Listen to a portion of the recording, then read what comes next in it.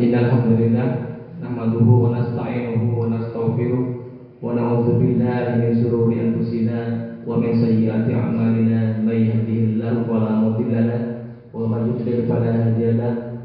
Assalatu wassalamu ala rasulillah ibn Abdillah. Yang pertama, mari kita panjatkan puji syukur kehadirat Allah Subhanahu wa taala sehingga kita diberikan nikmat sehat dan juga sempat untuk menghadiri sosialisasi tentang aksi nyata calon guru penggerak angkatan kelima. Selawat beserta salam semoga tetap tercurah limpahkan kehadiran sang baginda Rasulullah Shallallahu Alaihi Wasallam, karena berkat jasa beliau kita bisa terangkis dari alam kebodohan menjadi alam yang terang benderang, yakni dengan adanya agama Islam. Yang pertama, saya ucapkan terima kasih kepada teman-teman sudah menyempatkan diri dan memberikan support yang sangat luar biasa kepada Ibu Rifatul Hasanah selaku calon guru penggerak yang mewakili SMK Miftahul Khair yang kita cintai ini. Perlu diketahui oleh teman-teman bahwasanya calon guru penggerak ini dengan harapan nanti semoga menjadi tauladan untuk teman-teman dewan guru yang lain, sehingga pembelajaran di SMK Miftahul Khair ini bisa berjalan dan berkembang lebih maju ke depannya. Karena di kegiatan ini guru penggerak ini diberikan pelatihan yang sangat luar biasa, yang sangat membutuhkan semangat yang luar biasa, karena banyak tahapan-tahapan yang harus dilewati, mulai dari pendaftaran pertama sampai akhirnya lolos. Dan alhamdulillah di sini yang mewakili SMK Miftahul Khair ini Ibu Rifatul Hasanah, dan kita turut berbangga atas yang telah dilalui oleh Ibu Rifatul Hasanah. Kemudian kedepannya semoga Ibu Rifatul Hasanah ini juga bisa memberikan contoh-contoh yang baik bagaimana pengaplikasian kurikulum yang baru yang sudah mulai dirilis oleh kementerian tentang implementasi kurikulum Merdeka Belajar, sehingga nanti ketika ada kesulitan terkait program kurikulum yang terbaru ini, kita tidak kesulitan informasi lagi, karena insya Allah JGP ini siap membantu mendampingi teman-teman guru untuk mengetahui bagaimana IKM ini yang sedetail-detail mungkin. Dan dalam hal ini saya diberikan kesempatan oleh Bu Rifa untuk membuka acara sosialisasi kali ini tentang aksi nyata CGP Angkatan 5 menerapkan budaya positif melalui segitiga restitusi. Dan dengan pembacaan basmalah acara ini resmi dibuka. Bismillahirrahmanirrahim. Terima kasih. Selanjutnya saya pasrahkan langsung kepada Ibu Rifatul Hasanah untuk memaparkan materi yang akan disampaikan pada kali ini. Kurang lebihnya dari saya mohon maaf. Billahi taufiq wal hidayah. Wassalamualaikum warahmatullahi taala wabarakatuh. Assalamualaikum warahmatullahi wabarakatuh. Yang terhormat Bapak Kepala Sekolah SMKS Miftahul Khair, Bapak Buhari SPD, yang terhormat seluruh Dewan Guru SMKS Miftahul Khair yang telah berkenan hadir di aksi nyata CGP Angkatan kelima ini. Pertama-tama marilah kita panjatkan puji syukur kehadiran Allah Subhanahu wa taala, karena berkatnya lah kita bisa bertemu di pengimbasan aksi nyata ini. Selawat dan salam semoga tetap tercurah limpahkan kepada junjungan Nabi besar kita, yakni Nabi Muhammad SAW, karena berkatnya lah kita bisa menikmati nikmatnya iman dan Islam. Baiklah, pada hari ini saya akan memberikan pengimbasan tentang aksi nyata CGP Angkatan Kelima tentang penerapan budaya positif melalui segitiga restitusi.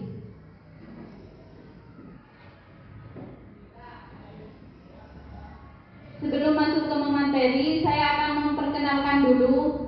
Ini adalah fasilitator saya selama di CGP, yaitu Bu Israyani Nasita.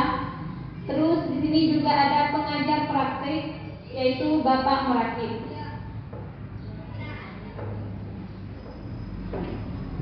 Tujuan pembelajaran di sini adalah guru dapat menghayati pentingnya budaya positif melalui segitiga restitusi dan penerapannya untuk mewujudkan pelajar berprofil Pancasila. Yang mana di sini ya, di eksplorasi konsep kita mempelajari beberapa hal. Yang pertama, di sini ada disiplin positif dan nilai-nilai kebajikan universal. Yang kedua, di sini ada teori motivasi, hukuman dan penghargaan restitusi. Terus yang ketiga, di sini ada keyakinan kelas. Yang keempat, kebutuhan dasar manusia dan dunia berkualitas. Yang kelima, restitusi 5 posisi kontrol. Yang keenam, restitusi segitiga restitusi. Ya, di sini saya punya kegiatan tentang kegiatan cobalah buka. Ya, Anda dan teman Anda melakukan kegiatan cobalah buka. Kita bayangkan ya, Anda adalah A. Tugas Anda adalah mengepalkan salah satu tangan Anda.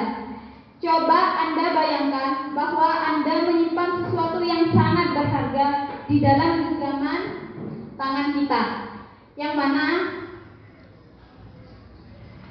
kita misalkan bahwasannya tangan ini sangat penting untuk kehidupan kita. Terus tugas B rekan kita yaitu mencoba dengan segala cara untuk membuka kepalan tangan Anda.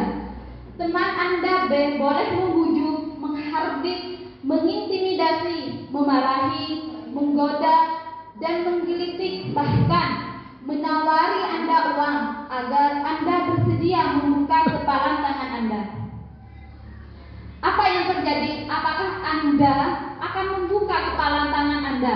Padahal di tangan Anda itu ada masa depan Anda yang sangat penting sekali. Atau Anda tidak akan membuka kepalan tangan ini dengan alasan apa? Kalau Anda ingin membuka tangan ini, apa alasannya? Jadi semua itu ada di tangan kita sendiri. Masa depan kita ada di tangan kita sendiri. Jadi yang mengontrol diri kita adalah diri kita sendiri. Mau seperti apa? Apakah tetap kita akan menggenggam tangan ini atau kita akan membukanya? Jadi jawabannya ada pada diri kita sendiri. Selanjutnya,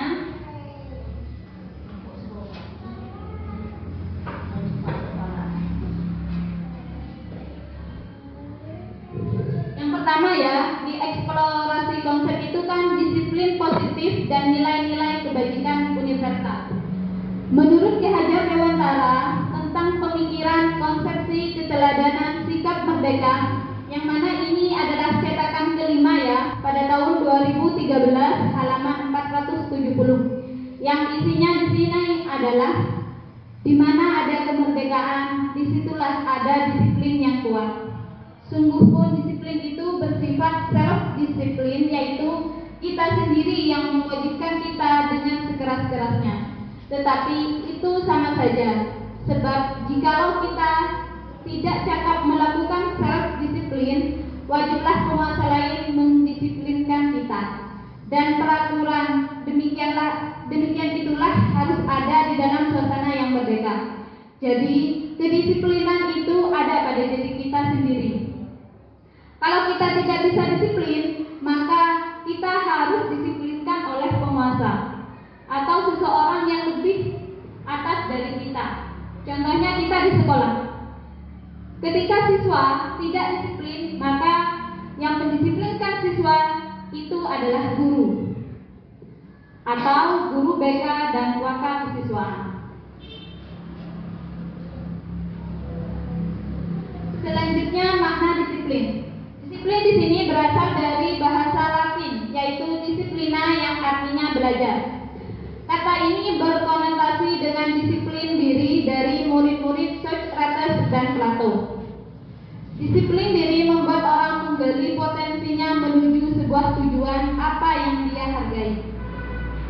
Namun, dalam budaya kita, makna kata disiplin telah berubah, yaitu menjadi kepatuhan. Kecenderungan umum adalah menghubungkan kata disiplin dengan ketidaknyamanan, bukan dengan apa yang kita hargai atau pencapaian suatu tujuan mulia. Jadi, budaya kita, disiplin sekarang sudah berubah ya, menjadi patuh. Jadi kalau kita tidak disiplin, berarti kita tidak mematuhi aturan. Sebenarnya makna disiplin itu sendiri adalah belajar.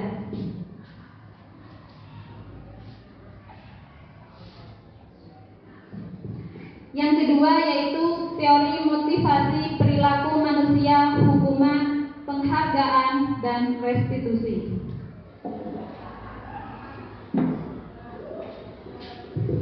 Teori motivasi perilaku manusia. Secara motivasi eksternal yaitu menghindari ketidaknyamanan atau hukuman, yaitu apa yang terjadi jika saya melakukannya. Jadi dia melakukan sesuatu karena merasa akan dihukum, sehingga dia mempunyai pendapat bahwasanya kalau saya melakukan apa yang akan terjadi. Yang kedua, motivasi eksternal, yaitu mendapatkan imbalan, hadiah, atau penghargaan dari orang lain. Jadi kita melakukan disiplin itu, yaitu apa yang akan saya dapatkan apabila saya melakukannya.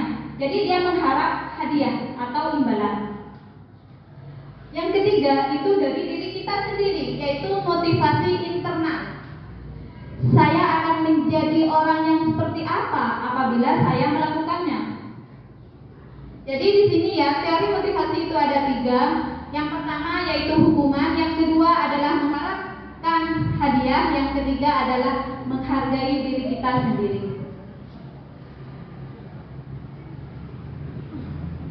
Yang ketiga, mengapa tidak peraturan kelas saja? Mengapa keyakinan kelas?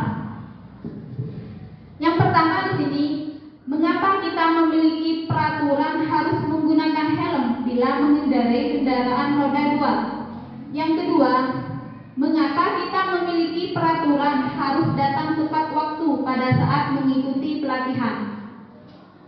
Yang mana di sini untuk mendukung motivasi intrinsik, kembali kita kepada nilai-nilai keyakinan. Keyakinan lebih menggerakkan seseorang dibandingkan mengikuti serangkaian peraturan-peraturan. Yang mana di sini ada beberapa nilai kebajikan dalam keyakinan kelas. Yang pertama ya, kita dalam peraturan pastinya ada dilarang mengganggu orang lain. Jadi untuk keyakinan kelas atau nilai kebajikan yang dituju yaitu menghormati orang lain dan diri sendiri. Jadi kita untuk keyakinan dilarang mengatakan hal-hal yang tidak begitu, bukan peraturan, seperti dilarang jangan berlari di kelas atau koridor. Berarti kita kalau di keyakinan kelas itu tujuannya adalah untuk apa? Keselamatan dan keamanan. Sedangkan di sini juga ada dilarang melakukan kekerasan. Tujuannya apa? Untuk keselamatan dan menghormati orang lain.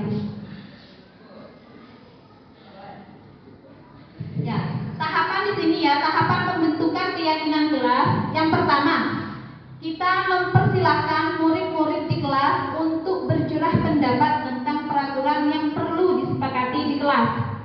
Jadi, kita harus memberikan murid kesepakatan kelas yang mana apa saja yang akan diadakan di kelas itu, peraturan seperti apa saja yang akan kita lakukan. Jadi semua murid akan berkontribusi terhadap peraturan-peraturan yang ada di kelas. Jadi bukan sepihak. Kalau peraturan itu kan sepihak, dari kita sendiri yang memberikan peraturan. Contohnya bagian kesiswaan. Kesiswaan itu memberikan peraturan seperti apa saja yang ada di kelas. Tapi kalau di keyakinan kelas itu semua yang ada di kelas ikut berpartisipasi untuk membuat keyakinan kelas. Jadi itu adalah hal-hal yang sudah disepakati di kelas. Yang kedua, mencatat semua masukan-masukan pada murid di papan tulis atau di kertas yang bersifat ukuran besar. Jadi ukurannya itu besar ya untuk kesepakatan kelas, dan kita buat seperti poster. Susunlah keyakinan kelas sesuai tahapan pembentukan keyakinan kelas. Gantilah kalimat dalam bentuk negatif menjadi positif. Seperti tadi kalimat negatif yaitu dilarang kita berjalan di koridor, dilarang kita apa ya tadi? Ya, di sini jangan berlari di kelas atau koridor. Jadi hal itu kita rubah menjadi kalimat yang positif, yaitu keselamatan dan keamanan. Terus di sini juga ada dilarang menggunakan narkoba. Kata negatif ini kita rubah menjadi kata yang positif, yaitu untuk kesehatan kita.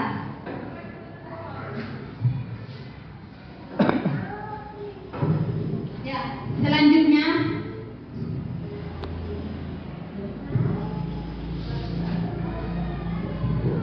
di sini tinjau kembali daftar surah pendapat yang sudah kita buat dengan murid-murid untuk menemukan nilai kebajikan atau keyakinan yang ingin kita sesuaikan.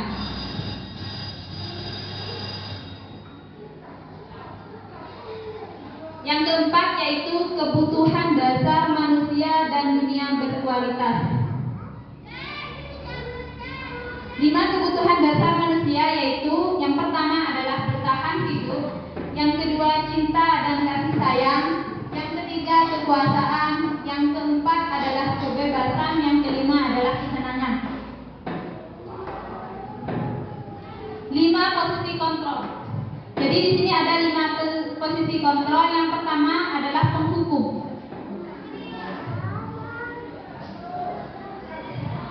Penghukum di sini, guru seperti ini senantiasa percaya hanya ada satu cara agar pembelajaran bisa berhasil, yaitu dengan cara dia sendiri. Contohnya, patuhi aturan saya atau awas. Jadi bahasanya dia memberikan hukuman langsung kepada siswa tanpa dia memikirkan bagaimana perasaan siswa ketika dia hukum. Seperti itu. Kamu selalu saja yang salah, atau kamu selalu saja yang terlambat. Setiap hari kamu yang terlambat. Sekarang silahkan kamu keliling lapangan. Itu adalah tindakan penghukum. Jadi dia merasa bahwasanya tindakan yang dia lakukan adalah benar. Yang kedua, membuat orang merasa bersalah. Di posisi ini, murid akan memiliki penilaian diri yang buruk tentang diri mereka. Murid merasa tidak berharga dan telah menyewakan orang-orang yang disayangi. Jadi bahasanya di sini tambah lembut ya.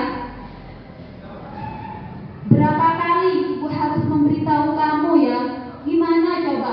Kalau orang tua kamu tahu kamu berbuat seperti ini. Jadi dia merasa ketika dia menghukum siswa, dia merasa bahwasanya dia telah mengecewakan orang tuanya. Jadi dia merasa bahwasanya dia melakukan hal itu karena dia merasa bersalah. Ibu sangat kecewa sekali dengan kamu karena setiap hari kamu adalah siswa yang terlambat. Selanjutnya di sini teman. Ya, jadi di sini guru di posisi teman menggunakan hubungan baik dan humor untuk mempengaruhi seseorang. Murid akan tergantung pada guru tersebut dan hanya akan bertindak untuk guru tertentu dan tidak untuk guru lainnya. Jadi dia memposisikan murid itu sebagai teman. Ya, jadi ketika dia menghukum, dia menggunakan kata-kata seperti ini. Ayo bantulah demi ibu ya. Jadi seolah-olah dia melakukan, dia tidak melanggar peraturan itu karena dia menganggap bahwasanya itu adalah temannya. Bahasa juga yang sering digunakan yaitu, ayo ingat tidak bantuan ibu selama ini. Terus ya sudah, kali ini tidak apa-apa, nanti ibu bantu beresnya. Jadi dia merasa dia menghukum sebagai teman. Selanjutnya di sini adalah pemantau atau monitor. Yang mana di sini mengandalkan perhitungan catatan yang dapat digunakan sebagai bukti atau perilaku seseorang. Jadi dia sebagai pemantau atau monitor. Setiap pelanggaran siswa dia catat. Semuanya catatan ada di dia. Jadi berapa kali, berapa dapat poin, itulah tugas dari pemantau atau monitor. Jadi rekapan semua pelanggaran siswa ada di monitor. Contoh bahasa yang digunakan, peraturannya apa, berapa bobot yang telah kamu lakukan, poin berapa yang telah kamu langgar. Jadi semuanya ada di pemantau atau monitor. Sanksi atau konsekuensi apa yang dilakukan oleh sampean?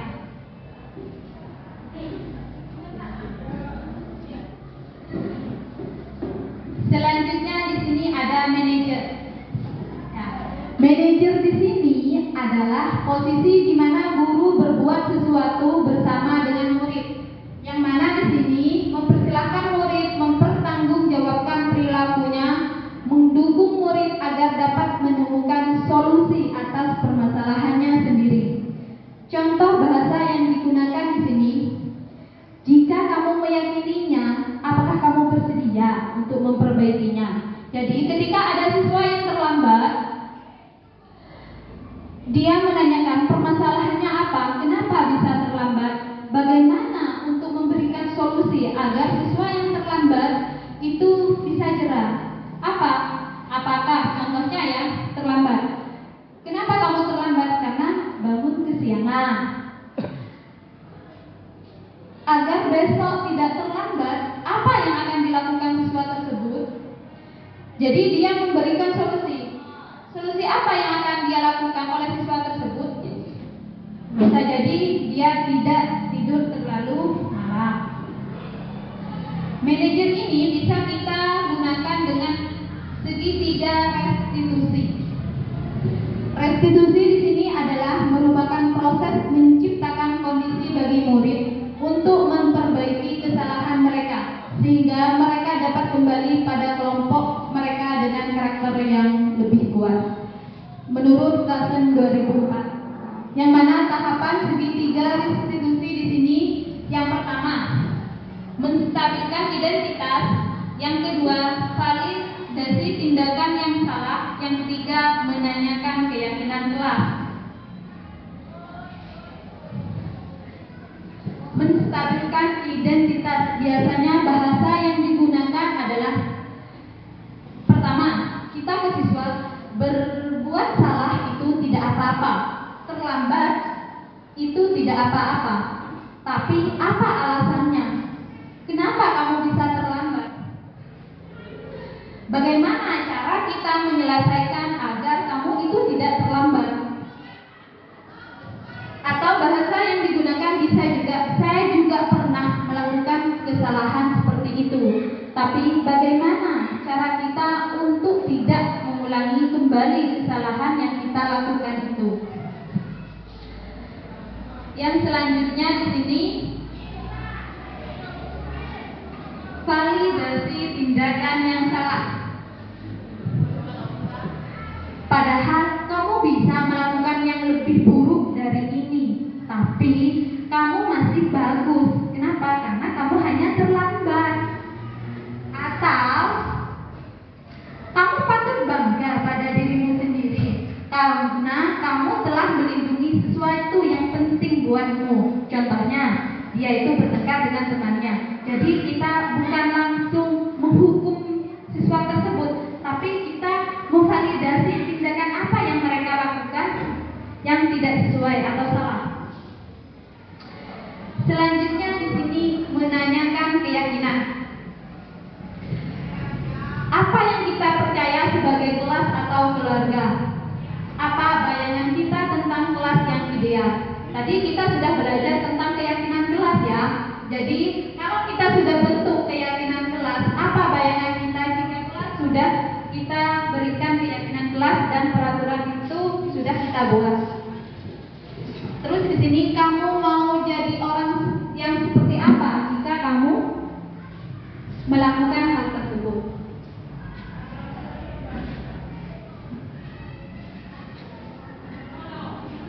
Terus di sini ada refleksi ya. Materi yang paling menarik perhatian menurut saya adalah materi apa? Yang kedua, hal baru apa yang mengubah paradigma saya yang saya dapatkan? Yang ketiga, saya akan menjadi pendidikan yang seperti apakah setelah mengikuti ini? Jadi nanti saya akan kirim ini, jadi saya minta refleksinya kepada teman-teman guru semuanya.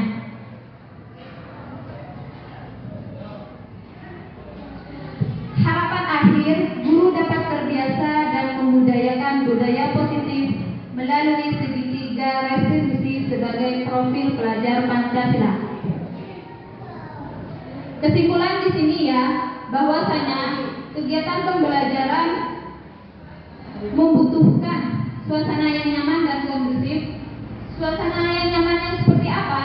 Yaitu suasana yang terbentuknya budaya positif, budaya yang baik yang ada di lingkungan kelas apa sekolah. Membentuk budaya positif diperlukan disiplin positif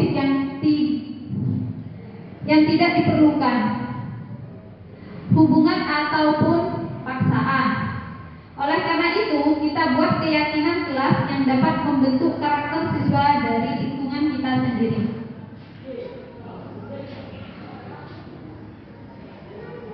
Selanjutnya, terima kasih. Apakah ada yang mau bertanya?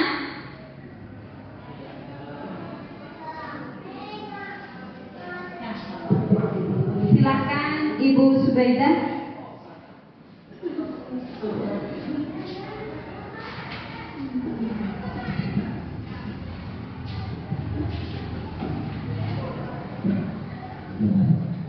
Assalamualaikum warahmatullahi wabarakatuh.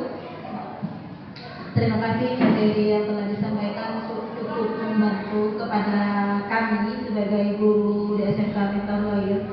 Saya langsung saja kepada pertanyaan. Tadi ada istilah hukuman, kalau tidak salah di slide berapa.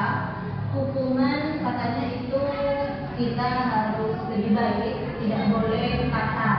Misalnya di sekolah kita siswa sering melanggar aturan sekolah yang seperti Ibu sampaikan tadi, siswa sering terlambatnya berkali-kali kayak gitu. Sudah diberi peringatan secara halus atau sudah dikasih perjanjian juga, tetapi di lingkungan sekolah kami ini kadang ada beberapa hal yang tidak mendukung, yaitu baik dari lingkungan, teman, dan keluarga. Bagaimana? Contohnya, misalnya siswa sudah mulai berangkat sekolah, tetapi mereka masih disuruh ke sana ke sini sama orang tuanya. Bagaimana? Itu satu hal ya yang kita alami di sekolah kita. Jadi bagaimana menanggapi hal itu untuk lebih baik ke belakangnya? Hukuman yang seperti apa? Yang bukan hukuman sih, katanya tadi ada istilah hukuman tetapi tidak boleh kasar. Hal apa yang harus kita perbuat selaku warga sekolah kayak gitu? Terima kasih. Assalamualaikum warahmatullahi wabarakatuh.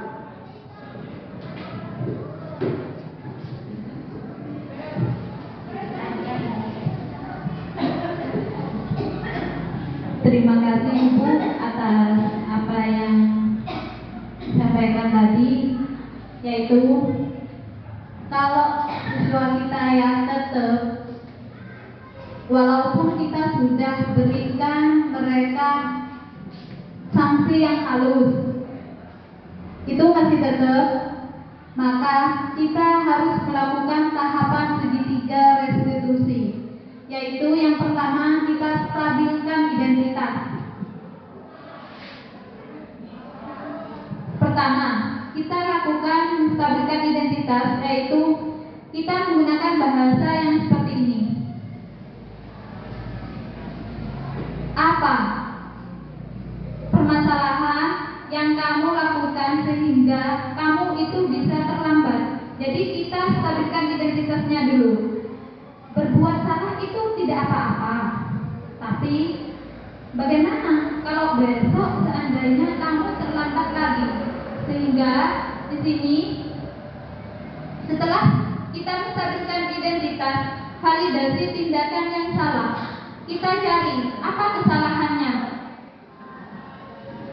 Jadi kalau ada hal-hal yang masih tetap dia lakukan, kita minta dia solusi. Jadi ini adalah kesepakatan kelas. Jadi kita kesepakati hal-hal yang salah tersebut. Selanjutnya kita cari latar belakang siswa kenapa dia bisa terlambat. Apa solusinya?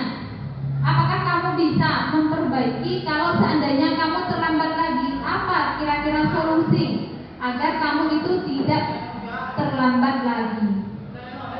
Kalau sudah kita ketemu, bagaimana cara kita untuk memperbaikinya?